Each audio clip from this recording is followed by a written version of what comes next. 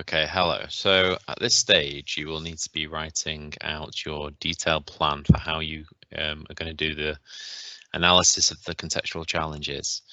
You have to analyze all three contextual, or you should analyze all three. You don't have to, but you should, in detail to consider them, which one you would then want to choose and which one would be the best one to go forward with. And as you can see on this previous video that I've done on how to analyze contextual challenges, I've explained how to do this already, and I'm suggesting a good thing to do before you do the controlled assessment lessons, where you do that under controlled situation. You should plan out what you're going to do first, otherwise you'll go in there and you'll spend 5-10 minutes scratching your head as to what you should do. So this is a general layout for how you need to do this. This is an example one that might help. So there's a little table that's been created. So stage of the control controlled assessment, analysis of the contextual challenge, plan of action. Please write down how you are going to complete this stage of the controlled assessment. Time for how long you plan on spending on it. So I put down 2 hours. I think that should be enough to analyze all three. Resources needed. So this is a list of list down any resources that you might need for each stage, e.g. websites, textbooks, materials, etc. So these are things that you can do a bit before you start doing the controlled assessment. You could do some research on the topics to help you before you do the controlled assessment, so that you're ready and you know what you're going to be doing. It's like doing revision before an exam. You know what to expect, and you already know about the topic. So answering the questions should be fairly straightforward, and doing the actual controlled assessment task should be straightforward if you learn about it beforehand. So this is about kind of links and things you can go back to and refer to during the controlled assessment. So this is obviously the first time you'll have done this coursework, so you need to set yourself up. So I'm suggesting using PowerPoint. It's easy to move things around and set up. So set up a new PowerPoint document, then change the page size to A3 and all the text size to 12. You've got to fit a lot of information into one space, so 12 will give you loads of room for writing, and make sure that you're getting enough information on there.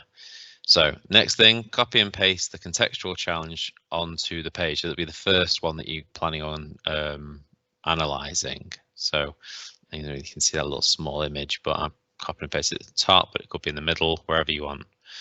Highlight any words in the contextual challenge that are important and should be considered. So I've just used the yellow highlighter, scrolled over it and highlighted it. Explain who the primary user will be. All this is explained in the previous video. Age, gender. Explain who might the secondary user be.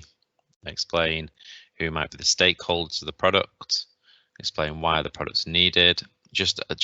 Before I go through this, you remember, if it says you're designing your product for the elderly, then obviously the elderly will be your primary user. If it doesn't say a specific so if it doesn't say that it's for anybody in particular, then it's not. It can be designed for anybody. You just need to explain that and show that you understand that you can design it for anyone. So you don't need to. You can say, well, the contextual challenge just says it needs to be an environmental product, therefore it can be designed for anyone, and just give some examples. So children, teenagers, adults. Just put down some examples there, just to show that you understand the topic. So it's the same for the secondary user. If it doesn't say a specific secondary user, then just give examples of who the secondary user might be. And the stakeholder, again, if it's open, then you just give examples of who it could be if it's open. Could it be just you designing it for Argos or Amazon or Tesco's, or you're doing it for making sure it's for the parents, etc. So why is the product needed? Again, if it doesn't say in the contextual challenge, then you just need to explain what you could, why it might, what could be the need for a product, and just give you some examples. But usually it will say it's needed because it needs to be environmentally friendly. and the the environment is a big issue at the moment, etc. So you just put down what you think that relates to. So explain what is the problem. Again, there might not be a problem, as such. You just need to then explain the fact that there is no specific problem here. It's just that we're designing a product that inspires people and is related to the design work of other people. So you're just showing that you understand, that there isn't necessarily a specific problem in this situation. It's just that I've got to design a product inspired by, etc. Explain what are the restrictions on the design. So restrictions are obviously restrictions are limitations, things that you have to stick within. So if it says it's got to be environmentally friendly, then obviously you've got to make sure you use environmentally friendly materials. If it says it's got to be inspired by modern day designers, then obviously that's a restriction. You've got to look at modern day designers in order to do that.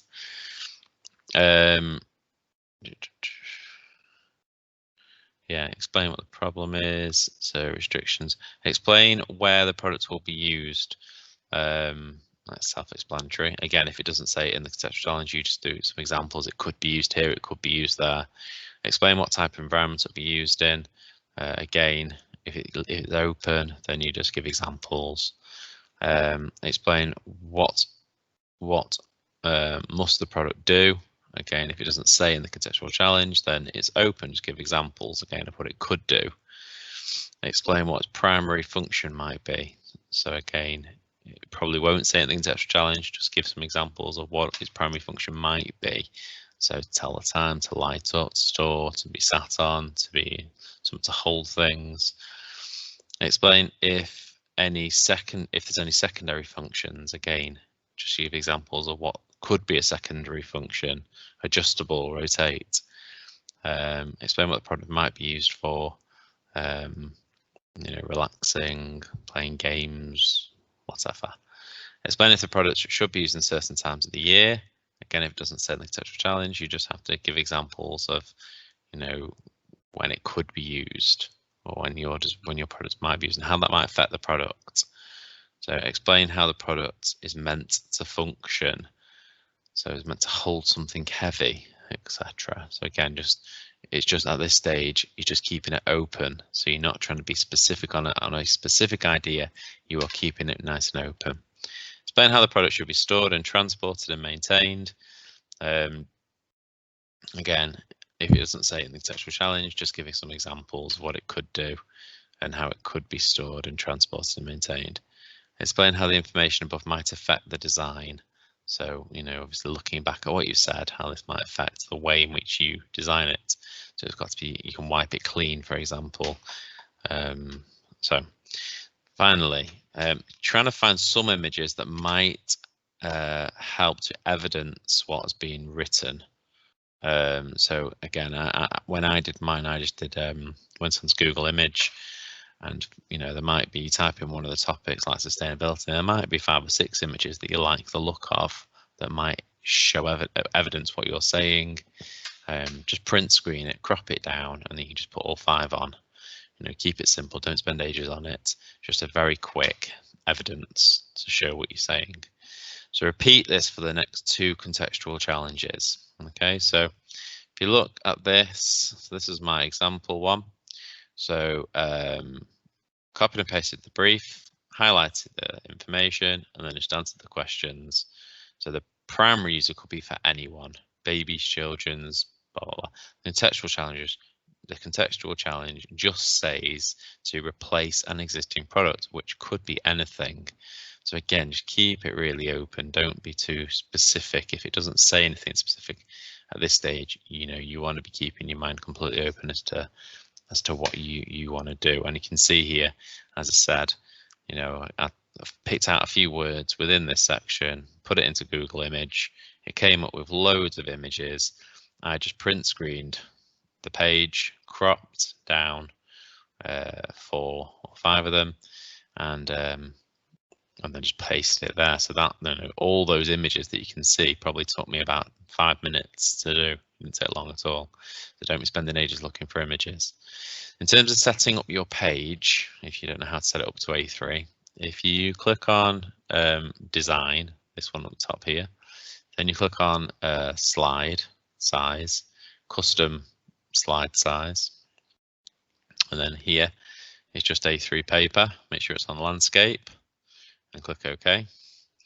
And then obviously your writing size, you know, you can highlight it and you can change it to 12 or whatever you want to do on that. Okay, and if you're not sure how to set up a text box, it's insert text box, and then you just create a little box and you can then write inside that.